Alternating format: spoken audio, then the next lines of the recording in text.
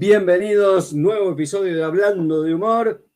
Por supuesto, un saludo para todos los que siguen a través de YouTube, del canal Marcos Cuca Luján, que si lo están viendo aprovechen, suscríbanse, apoyen todo esto que venimos haciendo año tras año, y si no, nos están siguiendo a través de Spotify, también nos pueden seguir a través de esa plataforma. Y por supuesto, si están en esa plataforma, se pasan en YouTube, ponen suscribir. Si están en YouTube, se pasan en Spotify y nos siguen, nos dan una mano. Gracias a todos por estar siempre. Recuerden que pueden adquirir el libro de Hablando de Humor en Mercado Libre. Los que están en Argentina y los que están en el exterior, estamos viendo cómo hacer para que el libro llegue a cada uno de los lugares donde nos están pidiendo el libro. Así que ya rápidamente me voy a Costa Rica y voy a saludar a Pablo Pérez, que está conectado ahí. Pablo, ¿qué tal? ¿Cómo va? Hola, muchísimas gracias, Cuca Luján, muchísimas gracias por la invitación. Bueno, gracias a vos, porque vos sos el que te está sumando a esta transmisión, a este episodio de Hablando de Humor. Y siempre empezamos, porque una vez llegamos a la conclusión que no todos los invitados e invitadas eran conocidos. Entonces estuvo bueno, porque empezamos a hacer como siempre una primera pregunta, que es que nos digan cada uno de los que están, en este caso vos, lo podés hacer en primera persona o en tercera persona, decirnos quién es Pablo Pérez. Y después ¿Quién demonios, quién demonios sos? La primera parte es, está ¿quién bueno demonios eso, sos? porque hay mucha gente que te conoce, evidentemente, pero hay mucha gente que no te conoce. Entonces está bueno. Sí, yo creo que la relación es más, hay muchísima más gente que no me conoce que gente que sí me conoce. Pero sí, efectivamente, no, aquí en Costa Rica no solo no me conocen, sino tampoco me tienen respeto. No, no hay respeto, como decía. Bueno, mi nombre es Pablo, no lo voy a hacer en tercera persona porque es más, o sea, yo critico mucho a la gente que habla en tercera persona. Pablo Pérez es un comediante que nació un 3 de junio. No, demasiado ridículo.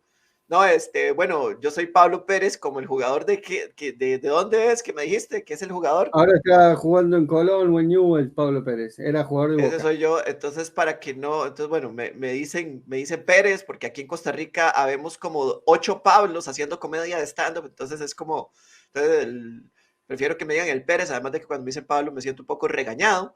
Tengo 11 años de hacer comedia de stand-up y tengo aproximadamente unos 7 de estar enseñando stand-up. Eh, Básicamente, tengo un canal de YouTube donde donde lo que hago es que doy un poco de tips, consejos y filosofo un poco acerca de lo que es la comedia, de lo que es las técnicas de escritura de comedia de stand-up y de otras cosas, basado principalmente en literatura que he consumido y estudiado. A veces es más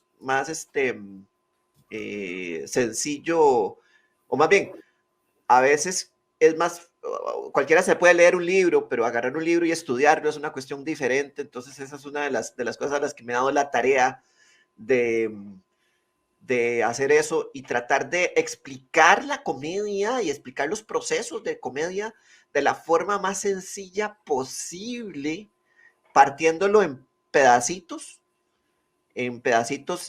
y bueno, yo tengo estudios en psicología, no soy psicólogo, pero tengo estudios en psicología, tengo estudios bueno, en comportamiento humano, me encanta leer acerca del tema, me encanta leer acerca de ciencia, pensamiento crítico y todo este montón de cuestiones. Y esas cosas se han aplicado un poco a lo que es la escritura. También tengo formación de escritor.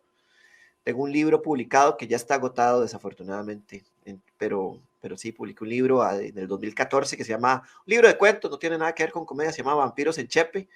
Y tengo 2 podcasts, uno que se llama Socráticos Ridículos, que hablamos un poco acerca de comedia y ciencia, y no solo ciencia, sino de divulgación a nivel de filosofía, de artes, de cuestiones de ese tipo.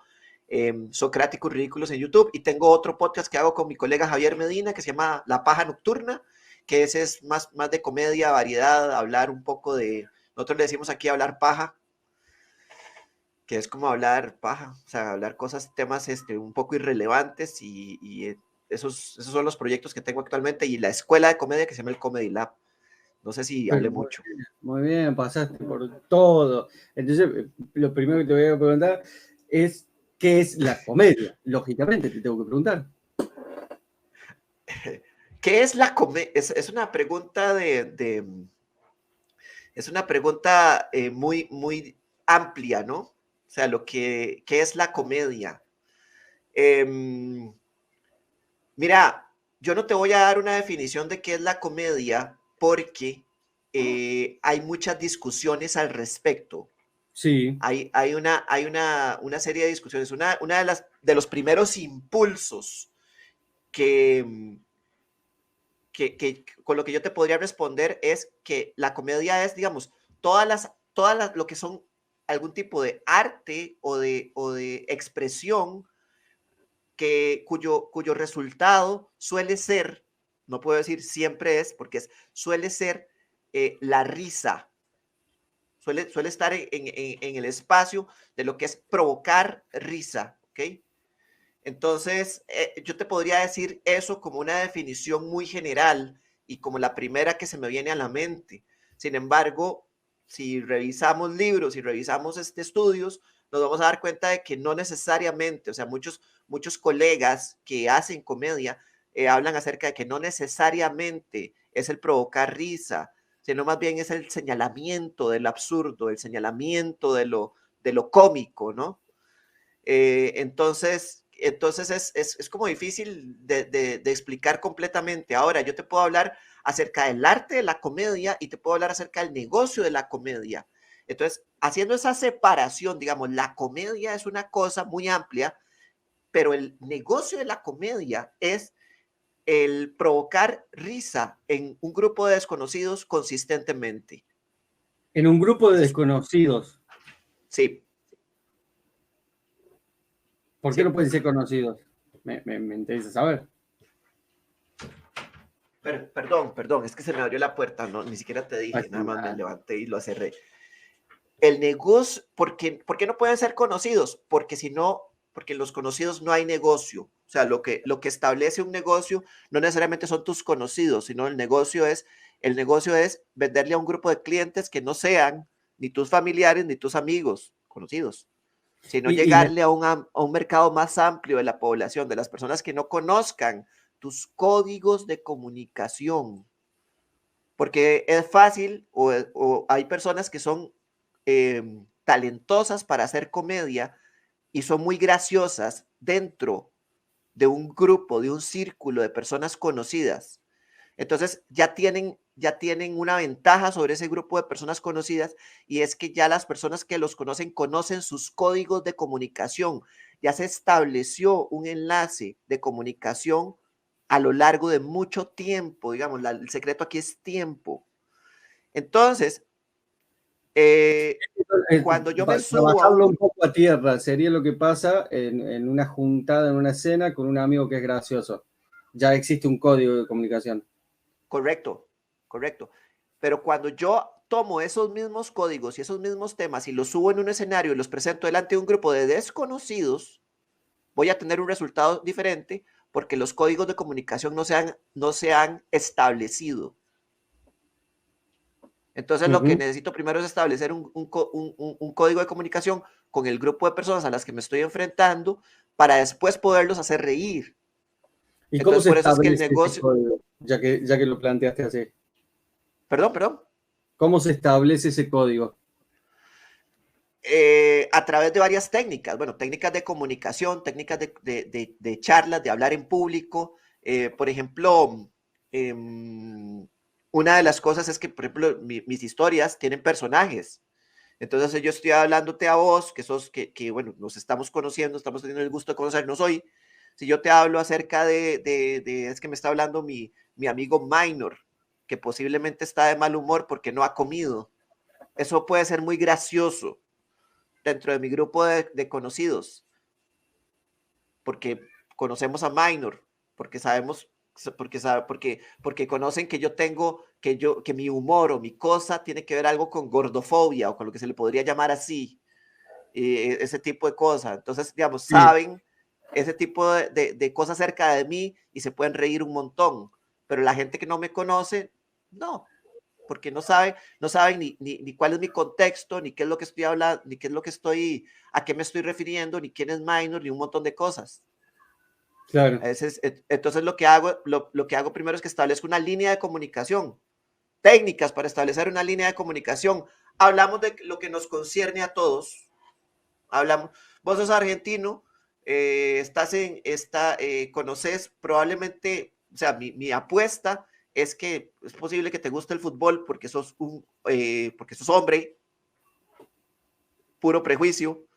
Sí. Entonces, por ejemplo, algún chiste de Pablo Pérez con respecto al Boca, con respecto al juego de fútbol que antes estaba en el Boca, ya no está en el Boca, podría, ya establecimos algo en común. Yo sé que eso ya lo sabes.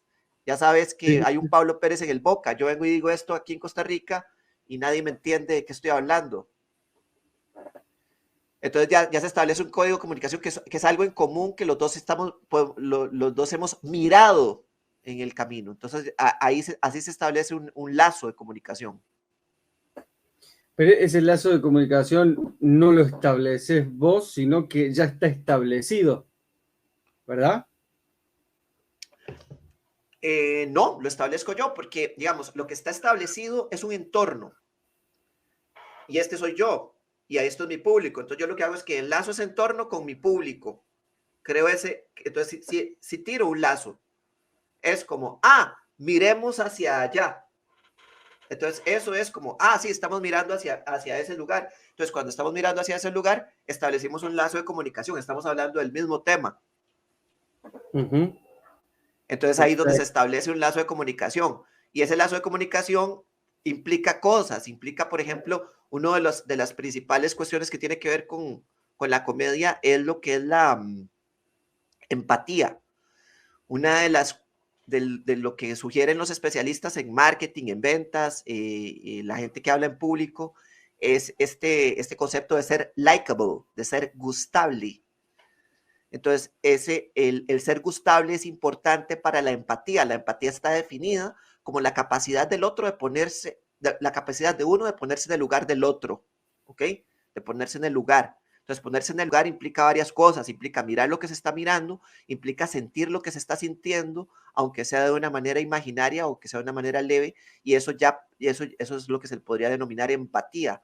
Entonces, cuando estamos mirando los dos el mismo fenómeno, y yo estoy expresando mis emociones acerca de ese fenómeno, va a haber una comunicación que se establece a partir de que la gente siente un poco lo que yo estoy sintiendo, entiende, comprende. Eso es un lazo de comunicación. Y es lo primero que uno establece cuando va a hacer comedia, o cuando va a hacer una venta, o cuando va a hacer marketing, cuando va a tratar de vender un producto, cuando va a dar una conferencia, cuando es profesor. ¿Pero la empatía vos la generas con el tema o la generas vos con tu persona escénica? La empatía es una, una tendencia de comportamiento humano. A ver si me explico.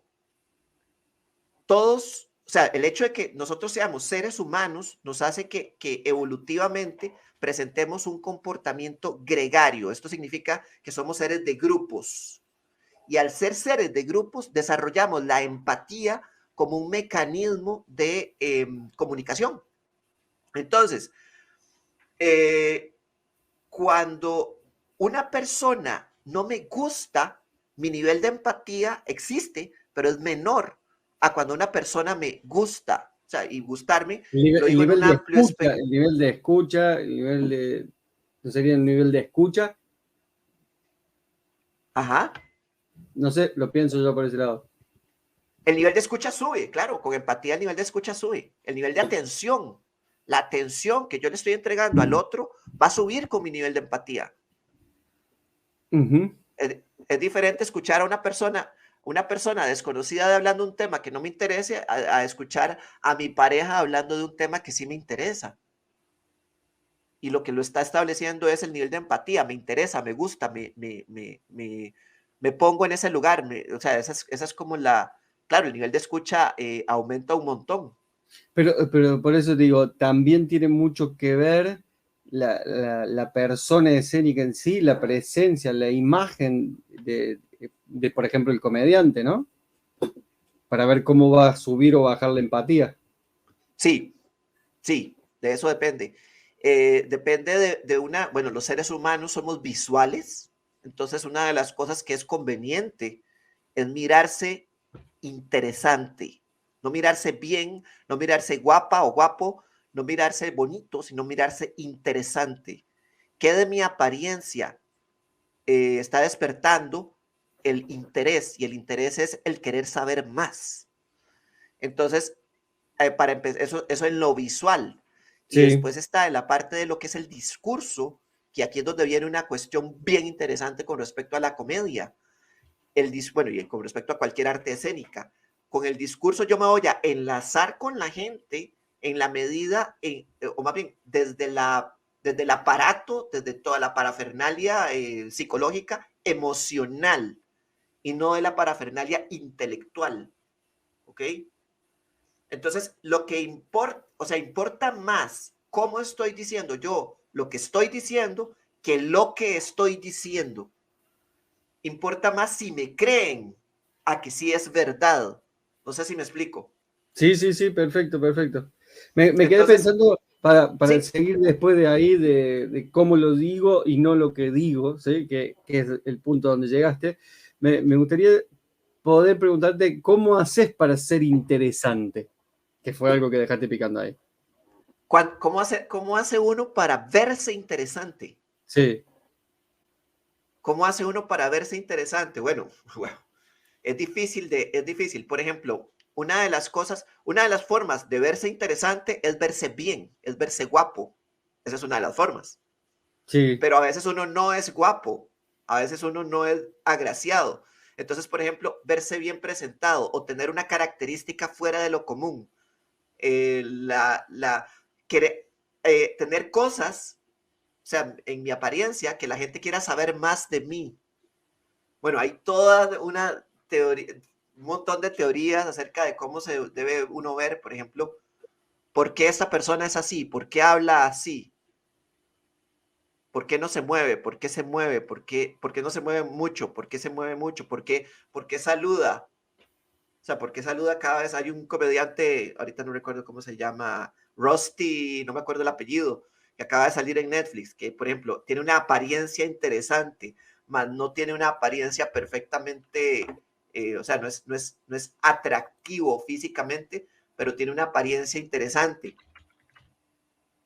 Eh, lo estaba googleando. porque le hace a uno preguntarse, ¿qué pasó? Sí, sí, lo estaba buscando, pensé que lo estaba buscando en internet, que no te Sí, lo acordaba estoy el nombre. buscando. Perfecto, Sí, estaba apareciendo. los... Ahora sí vuelvo a lo que digo y cómo lo digo, ¿no? Ese proceso de escribir algo, vamos a ponerlo en el stand-up, vamos a pararnos dentro del stand-up, pero sabemos que la comedia abarca mucho, pero parémoslo dentro del stand-up. Ese proceso de Ajá. escribir algo, ¿no? Y después ver cómo lo digo. ¿Cuánto más o menos cuántas veces se puede llegar a hacer para que llegue, para que sea perfecto, digamos, que yo lo diga con una emoción? Más vale que tiene mucho que ver con el artista, ¿no? Tiene mucho que Sí, ver con el claro. artista, pero, pero porque no sale limpio la primera vez, pero tiene que tener un camino, ¿verdad? Sí. Em, vamos a ver, si tu pregunta es cuánto, depende, pero ese camino de enlazar esa comunicación con la audiencia debería partir de la escritura. Entonces, por ejemplo, un buen comediante, una buena comediante, o sea, una comediante o un comediante que hace reír a la gente, de alguna manera le importa lo que está diciendo el material, le importa, le causa algún movimiento emocional. No sé si me explico, o sea, es Sí, sí, sí, por supuesto. como como quiero hablar de esto porque me nace hablar de esto. No soy un actor que tengo que aprender a que eso, a que esa es la emoción del personaje. Y de hecho un buen actor, una buena actriz, van a, van a aprender qué es lo que está sintiendo el personaje y eso es lo que van a lograr transmitir ahí, pero se tienen que convertir en alguien más porque no necesariamente eso que están interpretando les importa. Con la comedia de stand-up tiene mucho de me importa lo que estoy escribiendo, me importa de lo que estoy hablando. Estoy haciendo el chiste de caca porque realmente me parece que es interesante las sensaciones que uno tiene cuando se queda sin papel higiénico en un baño ajeno, que es un chiste que todos los comediantes han hecho alguna vez en la vida. Me quedé sin papel higiénico en baño ajeno, sentí esto y realmente me pareció una emoción fuerte, o sea, una emoción de la que quiero hablar. O estoy hablando de quedarse sin papel en un baño ajeno porque nunca me ha pasado, pero es algo gracioso que podría haber pasado. No conozco, ¿conoces a alguien que le ha pasado? No conozco a nadie que le haya pasado. Es que me parece que es una situación graciosa. Ahí, por ejemplo, hay una desconexión emocional con el material. Y se va a Sí, volver lo mismo. que por ahí más lo tiene el actor, ¿no? ¿Puede ser? Es lo que vos decías recién. Por ahí nosotros cuando escribimos un material, ya lo escribimos porque sentimos algo, qué sé yo. Yo vine de vacaciones ahora de la costa, de la costa argentina y ya sentí algo, me pasó algo en la piel, lo viví, lo sentí y yo lo descargo con esa actitud, ¿no? Por supuesto, por supuesto. Esa es eso que sentiste, eso que viviste y ese conglomerado de emociones y después ahí buscar la contraemoción. O sea, tengo una emoción, busco la contraemoción y trato de ¡pah! Pegarlas, de Y, y, golpearlas una contra otra. y psicológicamente eso, ¿cómo lo ves? ¿Por qué? Porque vos tenés una emoción que es la bronca, no sé, de tener que hacer cola en un banco, vamos a poner cualquiera, pero a su vez nosotros lo transformamos en humor, ¿no? Es como eso que vos estás diciendo, la contra de eso que venía. A ver. Sí. ¿Cuál es la emoción? Por ejemplo, una de las herramientas maravillosas que ocurre, de las que habla John Borhaus en el libro Comic Toolbox, que es uno de los libros, digamos, punta de lanza de mis cursos, habla acerca de lo que es la emoción inapropiada. Entonces, ¿qué me provoca hacer cola en un banco? O sea, ¿qué me provoca? Me provoca indiferencia, me provoca fastidio, me provoca alegría porque puedo leer. ¿Qué me provoca? ¿Ok? Esa es una cosa. Y la otra cosa es, ¿cómo hago para, eso es la emoción, y después, ¿cómo hago para que esa emoción, cómo podría, desde el texto, desde el material, contraponer otra emoción a esa que es la que yo estoy sintiendo cuando me toca hacer fila en el banco? Si me hace feliz hacer fila en el banco, ¿cómo sería si me enojara? Si me enoja, ¿cómo sería si me hace feliz? Agarrar esas dos emociones y chocarlas es de lo que me podría valer para empezar a escribir algo humorístico. Eso se le llama, esa herramienta es la emoción inapropiada. Entonces, bien interesante porque además de eso es un ejercicio psicológico que uno puede hacer para otro montón de cosas. Porque, por ejemplo, una de las situaciones que los seres humanos no solemos tener es la propiocepción, es decir, la percepción propia de mis propias emociones. Entonces, ¿qué estoy sintiendo? Entonces le obliga al comediante a estarse preguntando constantemente, ¿qué estoy sintiendo? ¿Cómo me hace sentir esto? ¿Verdad? La pregunta del psicólogo, ¿cómo me hace sentir esto? Ok, ¿cómo me hace sentir esto? Entonces, ¿qué hago? Exagero la emoción. Exageración, una herramienta. Después de que exagero la emoción, le pongo la emoción contraria, otra herramienta. ¿Cómo sería otra herramienta? What if? ¿Qué pasaría si? ¿Qué pasaría si fuera peor? Entonces, otra herramienta. Entonces ya empiezo a obtener material de una cuestión tan trivial como hacer fila en un banco. Está haciendo fila en un banco. Estoy haciendo fila en un banco y hacer fila en un banco es un fastidio, maldita sea, es un fastidio, gente, cierto o no, sobre todo cuando la fila es una fila de 25, 30 personas, uno ya saca los cálculos, ver, y lo peor de todo es ver a alguien feliz en la fila. ¡Qué coraje da ver a alguien feliz en la fila! Porque debería estar fastidiado, estamos compartiendo, estamos aquí en la fila del fastidio. De ahí tengo algo. Estoy pegando emociones, tengo otro personaje, tengo una situación, tengo una emoción asociada a lo que está pasando.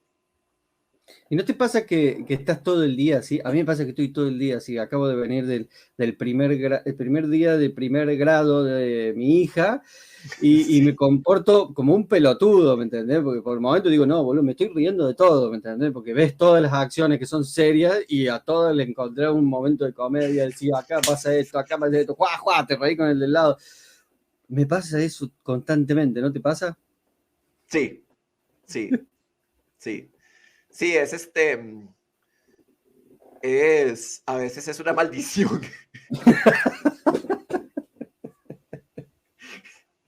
Porque al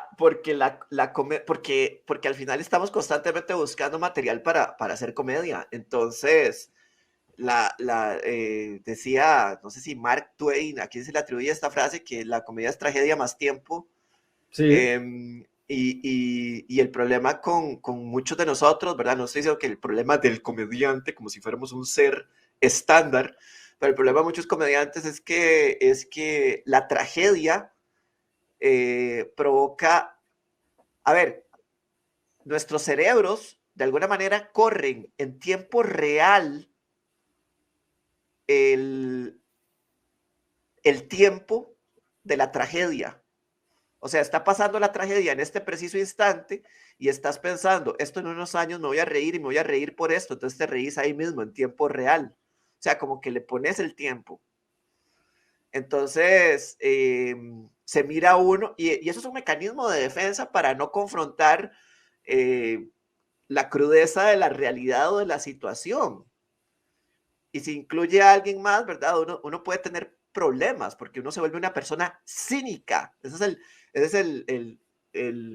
Una persona que se ríe de algo que está pasando y lo está mirando de manera trivial, es una persona cínica. Entonces te puede causar problemas, ¿no? Exactamente, recién yo pensaba eso en el colegio de mi hija, claro, estaba con la madre de mi hija y con una amiga que había llevado a su hija, y yo empecé a tirar chistes fuertes, digamos, porque encontraba que podía haber errores en muchos lados, digamos, y en un momento digo, no, me voy a callar la boca porque me va a mirar a alguien como diciendo, ¿y este pelotudo qué le pasa? Por supuesto. Pero es que de ahí te vas a nutrir para hacer comedia. Hablando de lo que veníamos, me interesa preguntar, que se le he preguntado a varios, ¿qué nos pasa a nosotros por la cabeza, ya que has estudiado psicología y sos comediante, te has subido a escena? ¿Qué nos pasa que no podemos dejar de subir a escena? Es como una cosa impresionante que no podemos bajar. Y que hay gente que no es capaz de hacerlo. ¿Eh? O por ahí tienen un fracaso y lo abandonan para el resto de su vida. Pero ahí nosotros somos medio insistidores, ¿no? ¿Qué nos pasa por la cabeza? Esto es interesante porque en realidad es una adicción, de hecho. Es parecido el experimentar, por ejemplo, el asunto escénico, es muy similar a una adicción de cualquier otro tipo, a una pequeña adicción. Los seres humanos nos movemos entre el placer o sea, vamos hacia lo que nos provoca placer y rehuimos a lo que nos provoca displacer o incomodidad o dolor en el peor de los casos. Entonces por ahí viene la explicación de por qué nos huimos. Entonces, cuando la risa nos provoca a nosotros, los seres humanos, eh, placer. O sea, la risa dispara dopamina, dispara serotonina y otro montón de cuestiones. Debe haber alguna fórmula que todavía no se ha descubierto de esta es la fórmula de la risa, si te lo inyectas te reís. Eso en el futuro posiblemente se encuentre cuando se encuentre la fórmula exacta de lo que es la risa a nivel neuroquímico. Pero cuando nos reímos, se dispara la dopamina, se dispara la serotonina y es un indicador hacia el organismo, o sea, hacia uno mismo, de que todo está bien. O sea, la risa básicamente significa para el organismo todo está bien, estamos en el lugar correcto, haciendo lo que estamos haciendo. Ahora, al ser la risa propia, provocar esta sensación de todo está bien, cuando escuchamos risa, también nos va a disparar esa sensación, ¿ok? Entonces se suma esto, escuchar risa. La otra cosa es provocar risa. Entonces, provocar risa implica un pequeño peligro, porque el peligro es no provocar risa. Y ese peligro tiene que ver con el ridículo, el miedo al ridículo. Hay un miedo, un pequeño miedo detrás del hacer comedia. Ese miedo es no provocar risa. Entonces, eso provoca una tensión. Cuando al final logramos provocar risa, la tensión se libera, que es el mismo mecanismo de la risa. La tensión se libera cuando la gente se ríe y eso nos dispara los neurotransmisores del placer y activa nuestras zonas del cerebro del placer. Entonces, no solo reírnos nos causa placer, sino hacer reír a los demás causa placer. Hacer reír a los demás causa placer en un sentido más parecido al ejercicio. Digamos, el ejercicio tiene que ver con ponerse en una situación de peligro, a una película de terror, porque es como ponerse en una montaña rusa también, o sea, una montaña, bueno, no sé, le dicen montaña rusa, supongo. Sí, sí, sí. Supongo que después de la invasión a Ucrania vamos a cambiarle el nombre, pero en fin, una montaña rusa tiene eso de estoy en peligro, ya no estoy. Estoy en peligro, ya no estoy. Entonces, esos abruptos subes y bajas de las hormonas del estrés y del placer, ¿verdad? Bueno, de este par de grupos, son lo que nos provoca un poco también esa sensación de placer. Las personas vuelven a algo cuando les provoca placer. En el caso de la risa, de la comedia, las personas están más cerca de las personas que les causan placer. Por eso, las personas que hacemos reír a los demás solemos ser más agradables y la gente suele estar más cerca de nosotros o nos busca un poco más que a las personas que no suelen hacer reír. Por eso mismo circuitería del placer y el displacer. Y siguiendo con la idea de la montaña rusa, esto de tener miedo y sentir placer, tener miedo y sentir placer. Mucha gente se quiere subir a la montaña rusa, ¿no? Pero hacer comedia estándar, pararte solo en el escenario y tener miedo, fracasar, ¿cómo levantás eso? Solamente algunas cabezas pueden levantar un fracaso. Hay algunas cabezas que chocan con un fracaso y ahí termina su vida. Sí, Su vida totalmente. artística, ¿no? Pero es que pasa esto, weón. La comedia es tan democrática. La comedia de stand-up es tan democrática que la gente piensa que cualquiera se puede subir al escenario a hablar boludeces. Ese es el problema que tenemos. Ese es el problema que tenemos. Entonces, lo mismo pasa. Entonces, si yo voy a un open mic de músicos, a un club de jazz, y digo, bueno, quiero tocar guitarra, y me subo sin haber llevado una sola clase de guitarra en mi vida, y toco guitarra, obviamente voy a hacer el ridículo. Con la comedia pasa lo mismo. Te subís al escenario, no sabes qué estás haciendo, haces el ridículo, y después, no, ya no, nunca más me voy a volver a subir, porque qué feo. Pues, enhorabuena, ¿no? Enhorabuena porque estás haciendo las cosas mal.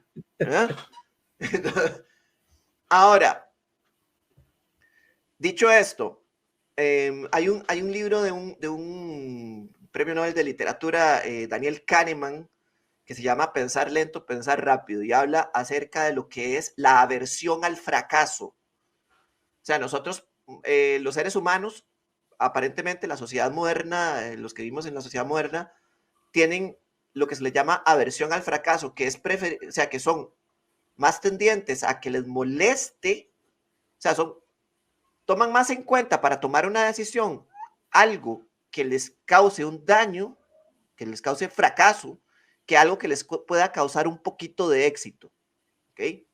Tenemos aversión al fracaso. Entonces, muchas veces no nos subimos porque tenemos esa aversión al fracaso. Entonces, ¿qué hacemos? Tenemos que reducir ese fracaso, las posibilidades de ese fracaso, que en comedia siempre existen. O sea, el negocio de la comedia se construye a partir de fracasos. Fracasos. De fracasos. Es más, el material se Pero, consigue a través de fracaso, digamos. pero ponete a pensar esto. Ponete a pensar esto. Es el único negocio donde el fracaso te sirve. A ver, no. Vamos a ver. Es el único negocio donde el error es bueno, donde el error funciona. O sea, estamos buscando constantemente, somos expertos detectores del error. Andamos buscando, cuando estabas en el kinder con tu hija, ¿qué estabas buscando? Errores, incongruencias. Somos auditores de la vida, del mundo. Somos auditores del universo. Auditamos todo. O sea, ¿qué es lo que hace un auditor? Señala que está mal, dónde puede mejorar algo. Solo que nosotros lo hacemos burlándonos, esa es la diferencia.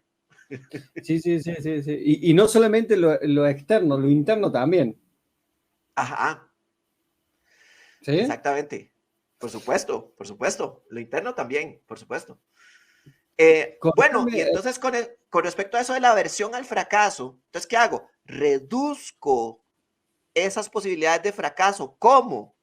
Instruyéndome, leyendo un libro, sabiendo qué es lo que voy a ir a hacer, usando un procedimiento. Le tenemos la psicología de nosotros los comediantes suele ser una psicología más parecida a el buscar dónde está el límite para tratar de pasarlo. Así decía George Carlin, que éramos los comediantes. Veo dónde está el límite y después veo cómo mierda lo paso. Perdón, ¿se pueden decir malas palabras? Sí, sí, por Bueno, supuesto, sí. ver cómo mierda lo paso. ¿Cómo lo paso sin dañarme? Eso es un poco la nota del comediante. Entonces es como un rebelde. ¿Okay? Hay como una rebeldía en el asunto de hacer de la comedia, ¿no? Hay como una rebeldía. Entonces es muy difícil vender cursos y vender procedimientos para crear comedia a comediantes, porque justamente odian las estructuras. ¿Ah?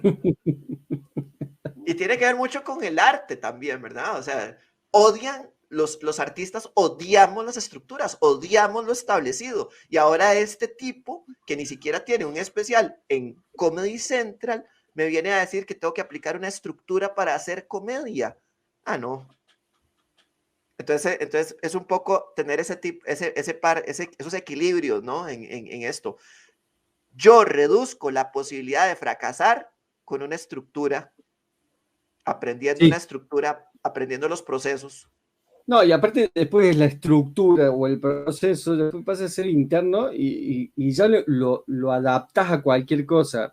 Muchos comediantes hoy ya están creando material en vivo.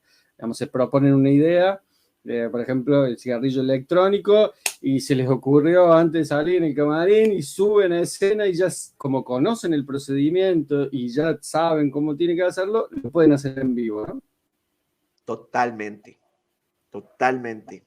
Es una manera de asimilar. Cuando yo estoy aprendiendo a manejar, a conducir, necesito saber que primero tengo que poner el clutch, después soltar el acelerador, poner el clutch, poner la marcha, soltar el clutch despacio mientras voy poniendo el acelerador. Ya después no lo pienso. Y lo mismo pasa con los procedimientos y con los procesos. Todos tenemos procesos. Lo que pasa es que hay personas que su proceso es empírico. ¿A qué me refiero con esto? Que lo han aprendido a prueba y error conforme han ido haciendo cosas y ni siquiera saben que tienen un proceso. Y aquí voy a hacer un pequeño paréntesis para hablar acerca de un profesor de comedia y un comediante no es lo mismo. Una persona que haga muy buena comedia, un muy buen comediante, muy buena comediante, no necesariamente es un buen profesor de comedia, porque la persona puede ser que no conozca su proceso y no se haya preocupado por partirlo en pedazos digeribles para alguien que no conozca el proceso.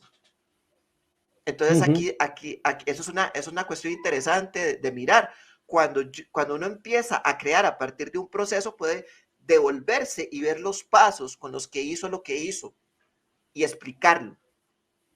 Sí, Entonces un sí, sí. poco de eso trata un poco también la enseñanza de la comedia y también un poco la psicología de un comediante y un profesor de comedia. Pero más allá de eso, entiendo lo que decís y comparto lo que decís, pero más allá de eso, creo que la gente pues, cuando se quiere acercar a la comedia para ver el stand-up, siempre quiere ir con los famosos, con los que tiene un especial en Netflix o en HBO, ¿no? Totalmente, es un sesgo cognitivo, se llama el efecto halo. El efecto halo es un sesgo cognitivo que lo que hace es que se le atribuyen características a una persona que no tienen nada que ver por un ítem específico en su personalidad o en su apariencia.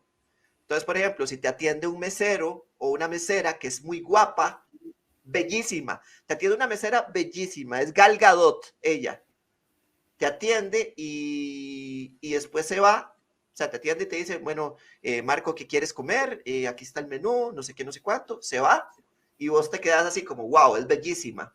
Y viene alguien y te pregunta en ese momento, ¿esa mesera es simpática?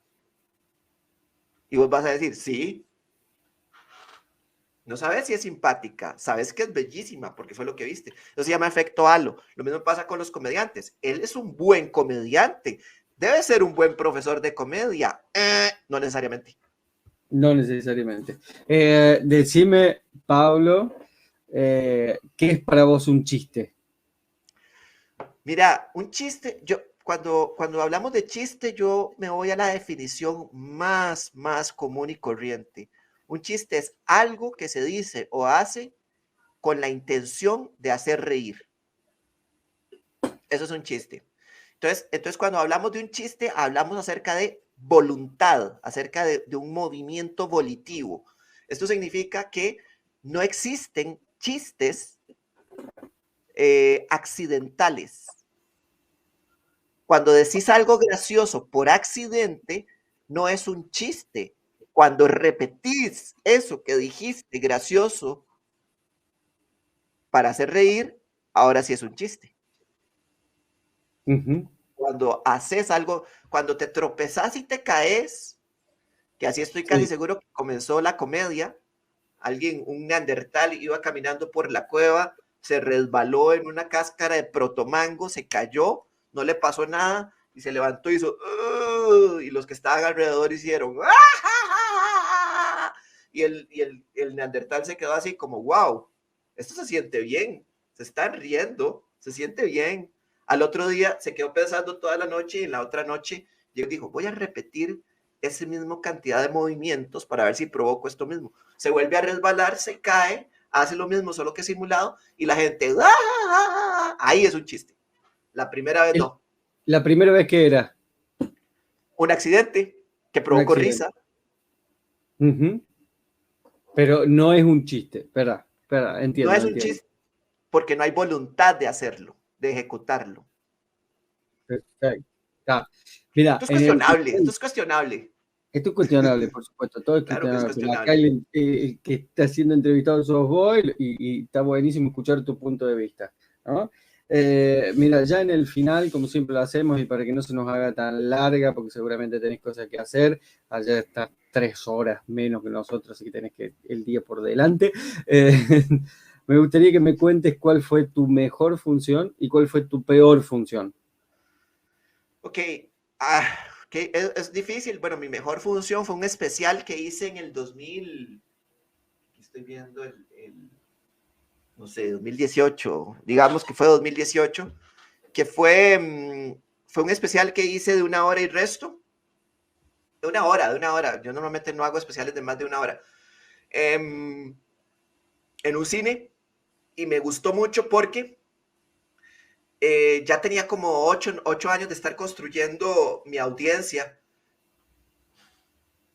Perdón. Sí, sí, Tenía sí, como adelante. 8 años de estar construyendo mi audiencia y cuando me subí al escenario empecé a hacer uno durante la carrera. Hay cosas de las que uno quiere hablar, que uno quiere decir, que es el tipo de humor de uno, y a veces esas cosas, esos temas, los va sacrificando por hacer reír a una amplia gama de gente. Entonces uno se queda sin hablar de lo que uno quiere hablar y empieza a ser más complaciente con el humor que uno hace, que uno ejecuta. Entonces, ya para ese show, recuerdo que empecé a hacer chistes que, bueno, empecé a arriesgarme ya los tenía ahí, pero mi público se empezó a reír de chistes que yo aprecio mucho porque son chistes que yo quisiera decir, pero que en los clubes de comedia o en los bares o en los antros, no sé cómo le llaman ustedes, normalmente no entraban esos chistes, no entraban esos chistes.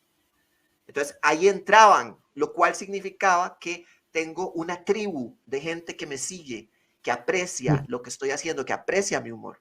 Entonces ese show lo tengo especialmente lo tengo especialmente guardado como uno de los que más me ha gustado, con los que mejor público he tenido. Y uno de los peores shows, hay muchos, ¿verdad? Pero uno para una señora que me contrató súper bien, ella no tiene la culpa, pero una señora me contrató para su cumpleaños número 60. Había visto mi material y le había gustado y me contrató para la fiesta, entonces iba a hacer la fiesta en conjunto con la nieta de 20 años. La nieta no me conocía, la señora, los invitados, la nieta no me conocía, los invitados de la señora no me conocían tampoco, solo me conocía la señora y bueno, tal vez la nieta porque la señora se lo había mostrado.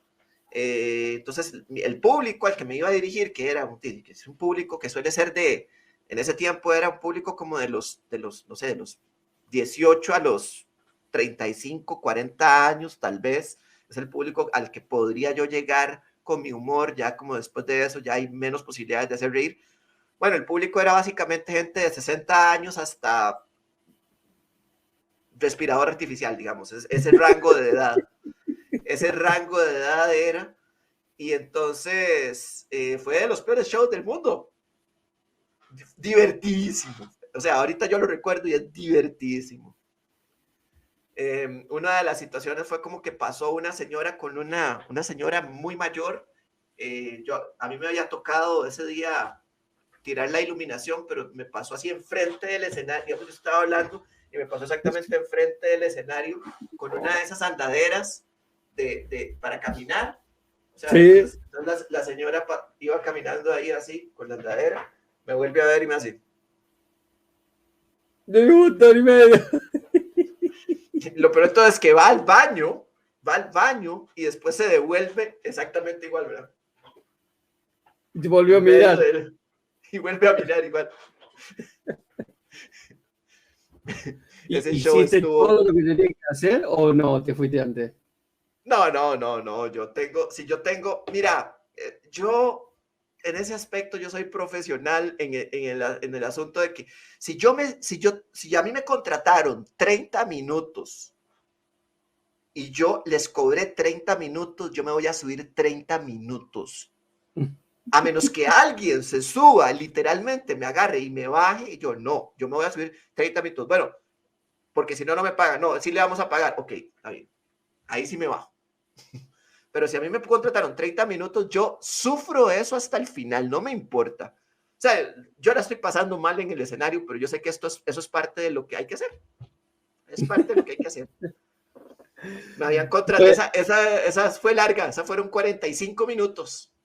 45 minutos con la señora. Sí, es que No tenía empezó ningún mal. material de la jubilación, de la pensión, de la muerte, algo No así. tenía nada, no, jamás, jamás. Era una fiesta de cumpleaños, una fiesta de cumpleaños paga con un montón de señores conservadores que va a estar tirando mi material de la muerte, no puedo. O sea, el material que tengo es el material más blanco, más para todos los públicos y ese es el material que uso para esos 30, 45 minutos de material limpio, que así se le denomina, que es material que no tiene contenido sexual explícito, no tiene especialmente mucho vocabulario soez y no tiene humor negro.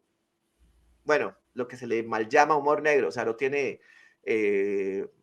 material que tenga que ver con la muerte, Sí. con la discapacidad, con la enfermedad y con temas que suelen asociarse con la tragedia más que con la comedia.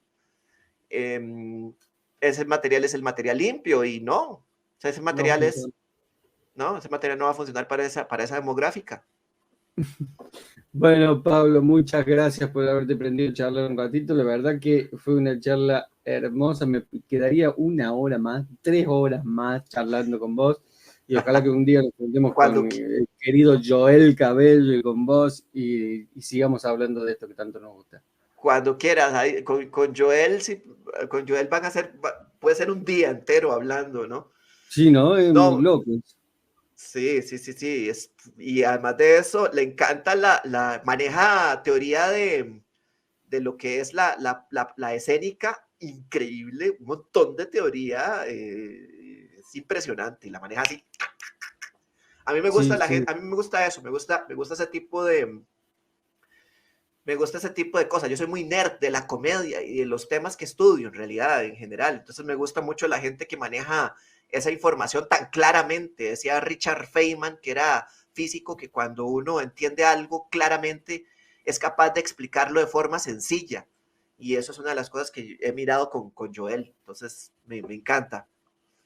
Sí, Muchísimas sí, sí. gracias a vos, Cuca. Muchísimas gracias por la invitación y espero que les sea de provecho y cuando quieras volvemos a hacer otra.